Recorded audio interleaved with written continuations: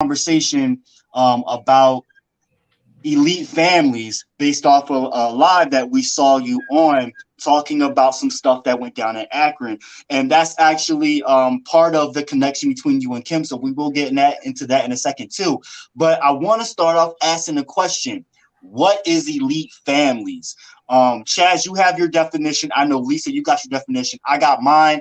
But let's educate the viewers for a moment. Lisa, you can answer this question. What is elite families? I told you something about the name Jesus, something about his name. That's the only elite family member I know. None of these people is elite. All of our kids got killed by the police. All our loved ones got killed by the police, just in different states, different jurisdictions. Ain't nobody in jail. It's 5 police officers that have been convicted in murdering hundreds of thousands of people globally. And we partying. And we partying. What we partying for? What we partying for? Who fighting? Right.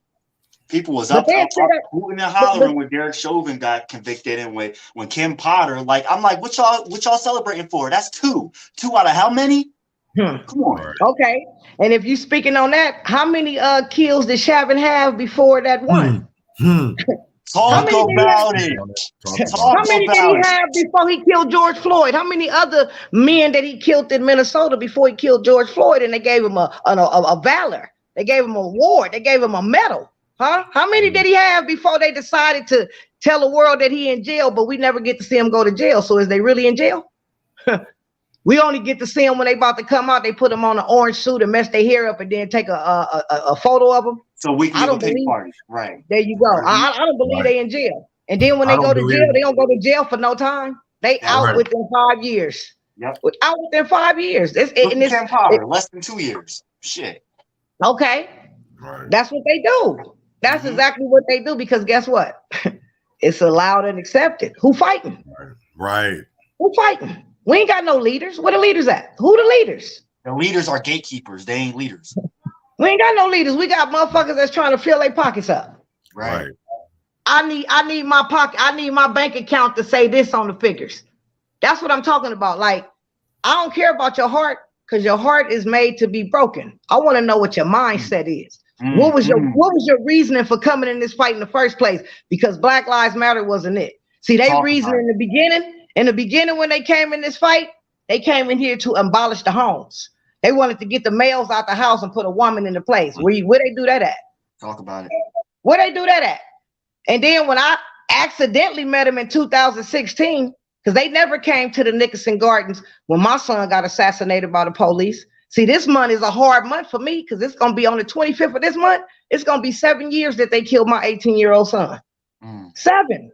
And all these people in this fight, they didn't handle me right. I'm going to just keep it a buck with you. Right. I never told nobody how to walk, how to talk, how to fight, how to grieve, who to mess with in this fight. But if I say boo, they say who. Everything I do and say in this fight, it always had to be critiqued. If you don't like the words that's coming out my mouth, cut your phone off. I didn't invite you to the live. And even if I tagged you in it, I probably tagged you in it. Yeah, I did that. But if you still didn't like what I was saying, just don't even insert yourself in it. If it don't apply, it must fly. But a lot of things that I be saying apply to a lot of these people, and I'll be putting their slippers on like I'm a prince. But I'm really a princess. Since I've been in this fight, they don't treat me like I'm a mother in this fight, because I bring in information. I tell the truth. I shame the devils. If I call out a contradiction, I'm gonna put a name behind it. Right. Black Lives Matter. How is an impacted family, especially an impacted mother, supposed to be treated when grieving isn't uniform? Everybody grieves differently, right? So why is it that impacted mothers especially are supposed to grieve a certain way? Y'all supposed to look and act a certain way. Let's talk about that for a second. Okay, that's because they let these movement networks and orgs, they tell them, no, you can't say it like that. Oh, are these lawyers? Oh no, when you get up there, you got to wear this dress. You can't wear that. And when you get up there, you got to cry. What you crying for? Why you gotta why you gotta look a certain way, or you gotta speak a certain way, and they just killed your son in such egregious way? Right. You feel me? You just supposed to go up there. Oh, why they kill? No, I'm not. See, when I lost my son, when they killed my son, I ain't gonna lie to y'all. I'm the only family in this whole fight globally that they put a terrorist threat on because I told Charlie Beck of Los Angeles Police Department, went in the commission board meeting with Black Lives Matter somewhere that I should have never been. I said, if I leave this board meeting today and kill a few of your officers, would we be even since you ain't telling me who killed my son? And I went and sat down in the audience because I was serious. When I got ready to leave, Channel 5 News, all the news people running up on me. Did you mean everything you said on that podium? I said every word. I said, he a missionary, well, I can't be one. Eye for eye, tooth for tooth. I walked up out of there. Right. I didn't even get a block away, y'all. Black Lives Matter calling my phone. Oh, you got to get out of here. They labeled you a terrorist. You got to go. I ain't scared. They killed me. Lisa Simpson died July 25th, 2016. My death day coming up on the 25th of this month. Hey, I'm a lioness, and I have five cubs, and that's my job to protect them. And I let one get away. But what hurt me the most in this fight is how these families, they go around saying, I said this about this family. I said this about this family. First off, if you want to talk to me, I'm talkable. Talk to me. You ain't got to go tell nobody no lies and make up no stories. Because you can't tell me how to fight for my dead son, because the last time I checked, I had him. And I didn't see you nowhere in the delivery room. When you was fighting for your kid, I never said one word. But if you asked me to come stand with you, I got my boots on the ground. Literally. And I'm going to go hard in the paint for you. Literally. That's what I do. They don't know what my mission was with God after they killed my son. My mission was to try to bring these families together, but they don't want to be together. Everybody ain't fighting for justice. They fighting for the bag. Right. And they want to have a spot. Lights, camera, action. Ain't never been in a play in elementary school, but now you want to be a star. Right. Get up out of here. Know. And the ones that they get the titles to is the ones that's uneducated. Uneducated. That's exactly what I exactly something that I want to talk about, because when you speak in truth, they don't want to hear you. No, right. It's even deeper than that, because I'm going to tell you what the undereducated, because most of these activists ain't educated, because half of them don't even know what a city charter is. Half of them don't even know how to get a bill passed, don't even know what a bill looks like, don't even know the definitions of words, because if they knew the definition and meanings of words, they would know that a prohibition is a ban. It doesn't mean with exceptions. When it comes to the no knock, right? A ban is a ban. There isn't no exceptions. Come on now. Stop telling people. This is the problem. This is what you got to look at. They running with Black Lives Matter, Melina Abdullah, and she pushing the professor card. So since she the professor, because you know she going around other states, not California, because we already up on game on her, but other states telling them that they hold the police accountable in Los Angeles. Well, damn, if that's the case, why I'm just now finna go to court November the 6th? I've been waiting 7 years, and I did it by myself because of Black Lives Matter. They got my lawyer to drop my case in 2020, and he became the lawyer of the year. She told every lawyer in Los Angeles, don't mess with me, don't take my case. Lady, you got a personal problem with me, and I slept on the streets with you? Because you robbed me for the death of my son. They made $1.2 million off of Richard Risher 2016. You best to believe it. Yes, sir. They ain't gonna give me no money because they know I'm gonna give it to the people. Because it's dirty money anyway. You feel me? They didn't take care. They originated from Los Angeles, California. You think they took care of the people in Los Angeles, California? No, sir. No, sir. That's one thing that, and we're gonna get deeper into this. I want to talk to. So we have two other mothers. We have Kimberly Vaughn from Akron, Ohio, and she has also, been through the ringer. And then we have a special guest. I knew she asked for a link. I didn't understand. I guess there was some miscommunication on my part. I didn't know. So we also have Denise. And I know I'm gonna say your last name wrong, because I'm bad at last names. Yes. And so also her daughter, Aaliyah, was murdered and can't get no kind of transparency, no kind of justice. And we're going to definitely hear her story, because it just shows that if it's not profitable, they don't want it. So I want to bring that up as well, as to, you know, show the difference of, you know, to me, every Black life matters. Every life matters because we all deserve to be here. So Miss Kimberly, if you want to get off mute, and the floor is yours. Hey, Tell us sister. about Justice for Mo, and tell us the journey that you've been through, what the fight has been like, and lay it all out there. Set the record straight. Is there any way I can let Denise go first? We will let Denise. Yep, we can let Denise go first. Of course, We'll let you Denise already go know. first. So, Is that okay, Denise? Yeah, that's fine. Did you say your last name was McClendon? Yes. Uh-huh. Yeah. Okay. I remember you were Facebook friends, and we had a couple conversations about someone we had in common. I won't say her name. So, okay. I mean, this is No, the we time will. to talk about those kind of things. We ain't Yeah. got to throw names out there, but y'all have had similar experiences, and this is Right. a platform where we do not censor anybody. It's freedom of No. speech. That person does not represent and is not affiliated with this platform. Y'all have y'all own personal experiences, and y'all are free to share them. I want to throw that out there. Okay. So the floor is yours, Denise.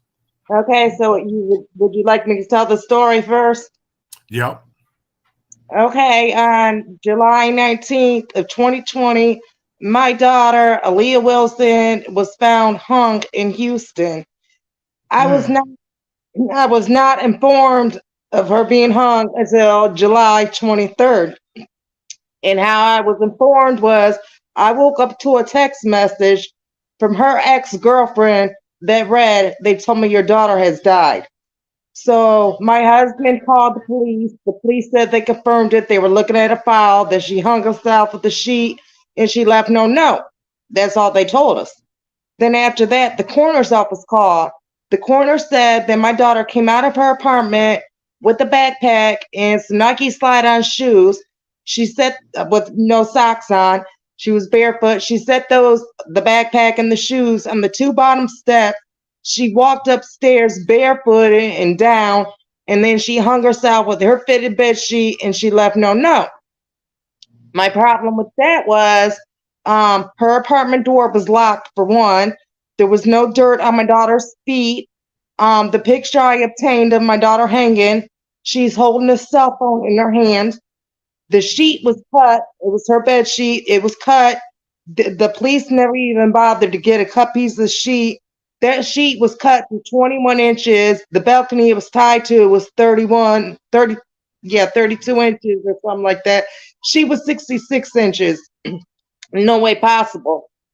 The security guard is how we got the picture through the new Black Panthers, which they did a candlelight for my daughter, obtained the picture, and that's basically all they did. During the candlelight, they said they were gonna investigate this as murder, and they totally ghosted me.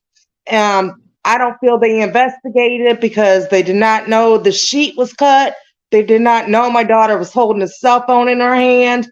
And I'm just basically tired of people taking advantage of us grieving mothers and think we just got all this money because we want to know what happened to our children. We want justice. Just like, and I'll call names out there. Meg Keller. She told me she'd give me documentation that's hard to get, and if I gave her $100, I gave her $100, and she gave me nothing. She didn't post about my daughter. She did absolutely nothing for that money.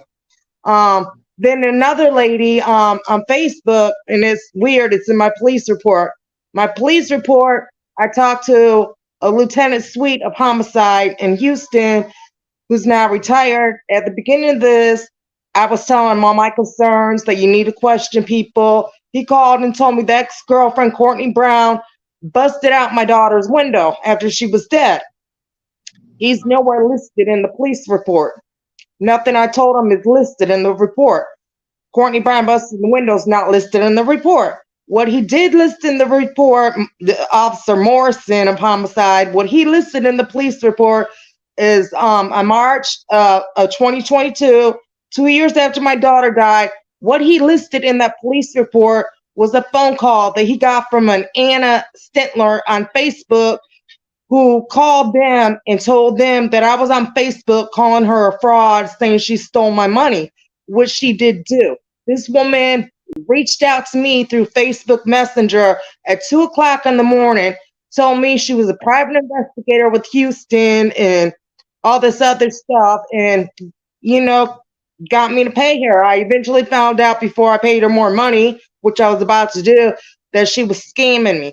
I forget what people that you call to report when somebody scams you, but I called them in Houston, and a year later, that gentleman finally reached out to me and wanted our text messages and all that, showing that she had frauded me.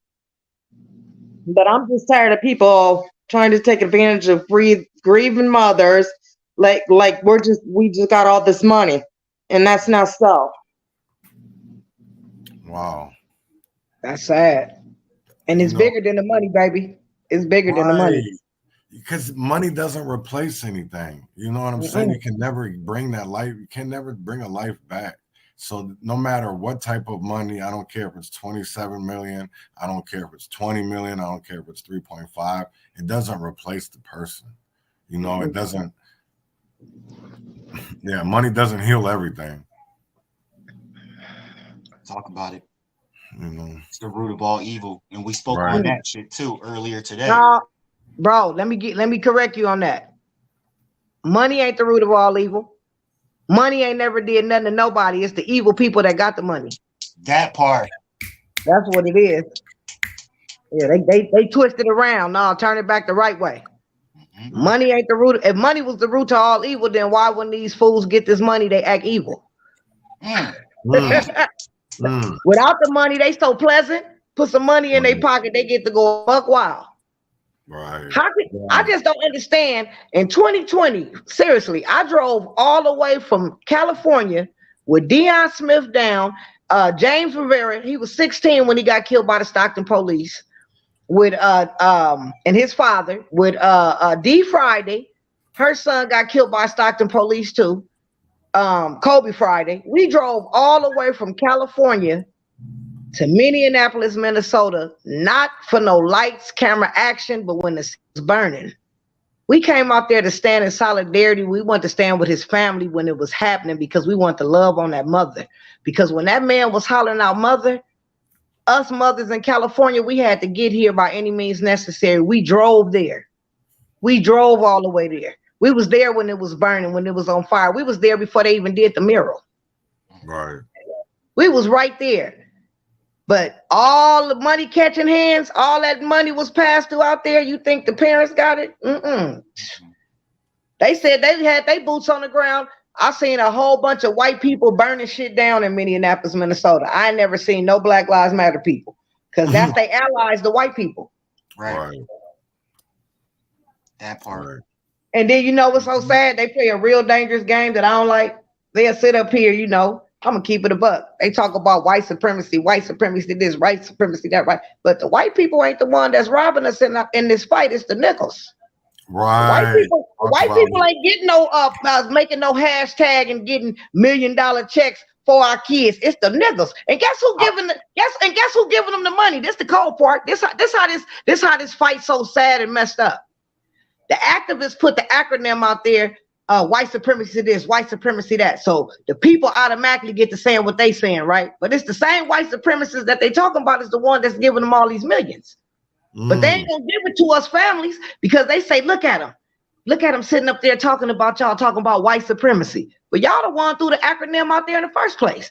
Now y'all getting the millions and y'all telling lies to these people. Yeah, we gonna take care of these families, or we gonna take care of the people. Y'all ain't gonna do nothing but take care of yourself.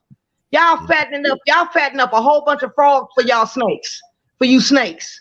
They didn't just rob Richard Risher, they robbing all these families, and they still doing it. You know how much money they made in 2020 off of George Floyd and Breonna Taylor death? $528 million. And they the ones threw the number out, 90 million. Nobody else threw out 90 million. That was Black Lives Matter. We ain't never made 90 million ever. They threw the number out there. I'm gonna tell you, I got the stats, and I'm gonna keep it 100 with you. Warner Brother Records, Comcast Cable, and Sony Records, all three of them entities in 2020, they all three donated $100 million apiece. So how much is that? That's 300 million, right? Off the top, that's 300 million, right? That ain't including all them bailout funds that they had, that Black Lives Matter was behind every bailout fund, and they didn't bail nobody out. Wait, let me really bust you upside your head real quick. Then just this year, when Silicon Valley Bank went out of business, they said they donated 73,400,000 to Black Lives Matter. Come on now, what? So you gonna tell me? So you gonna tell me the bank donated them only 73 million, and they only made 16 more million in 2020? Get out of here! Get out of here! All these little organizations that's out, they part of Black Lives Matter. They got a different name, but Black Lives Matter is in the background. That's what happened when we went to Akron, Ohio. Freedom Block is messing with Black Lives Matter. That's what happened. And Melina Abdullah, if she can stick her claws in you, the devil gonna stick her claws in you. So, Satan don't bless you. Satan cause havoc, huh? No, because there was. Ahead, I want the Minneapolis connection, you know, and how BLM is here, because I only recently I knew Nakima was from California. Yeah, I never knew. I want you to talk about that sorority. Oh yeah, that's Melina's sorority sister. Nakima is Serena sorority. Oh, okay, check it out. I'm gonna break it down to you. So in 2016, a boy and a girl got killed in Inglewood. They were sleeping in the car, right? Yeah. Same time when the Clark boy in Minnesota got killed, right? If you are activist, because you was acting, you supposed to be the civil rights attorney, you this, you that. Why you didn't stay on your own stumping grounds and fight for those two young men and women that got killed by the police?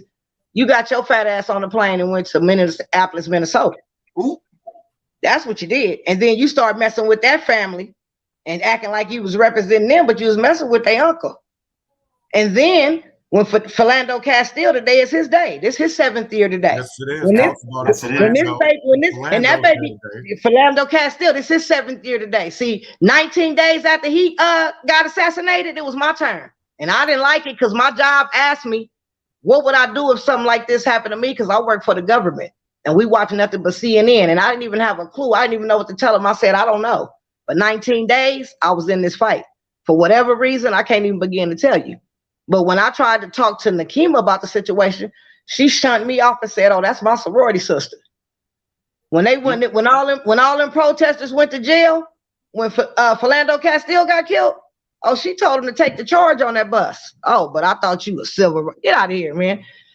Where that $60,000 they gave you, Nakima, for that cop watch in the city of Memphis that don't nobody know nothing about? Where it went? Where it go? Y'all cold like this me. That's why I say, why y'all even coming to this fight when y'all knew y'all didn't care about our men, women, and children dying on these streets by the police? Why? What was y'all purpose? Y'all got the whole LGBT community in our police brutality fight, and they get laws passed for them, but we study dying every second, every hour, globally. Globally. Tamika Mallory, is you fighting for that? You got your Balenciagas on the president neck, little Al Sharpton neck. Is you fighting for that? Because I'm still trying to hear that phenomenal speech that you were supposed to do, that was supposed to make us free. Soon as you said that shit, they started killing us faster. I'm gonna need you to stop talking. I'm gonna need you to shut up, because I've been wanting to talk to you, but y'all scared to talk to Lisa Simpson and Mother Richard. Because guess what? I don't know Willy Wonka in the Chocolate Factory, and I ain't never been there, so I don't know sugarcoat. I'm gonna give it to you like you need to be got to you, because y'all sad in this fight, and I need y'all to get out of my way, because y'all stopping me and other mothers and fathers that's looking for justice and accountability in this fight. Y'all stopping us for trying to see what it's about, because y'all got y'all hands in a cookie jar, and it's bigger than the money. It's bigger than the money. Y'all got all this money. It shouldn't be no homeless people in our communities. It shouldn't be no houseless people in our communities. Mm-hmm. All these families should be okay. The ones that don't got attorneys, there should be money out there so they can get attorney. But guess what y'all favorite number is? 500. Y'all want to shoot a family $500, and y'all got 528 million. But when y'all bought that mansion in Los Angeles, it was only 3 million. Y'all shot the people 6 million so y'all can secure the bag. Huh? Melina Abdullah, Black Lives Matter Grassroots, you tried to sue your own organization that you started with, Black Lives Matter Global Network, and it didn't work. They kicked your case out last week because guess what? God don't like ugly. And you sure is ugly, silly. You sure is ugly, Melina Abdullah. The purple. Oh yeah, you going around this fight doing a whole bunch of trash, and I don't understand how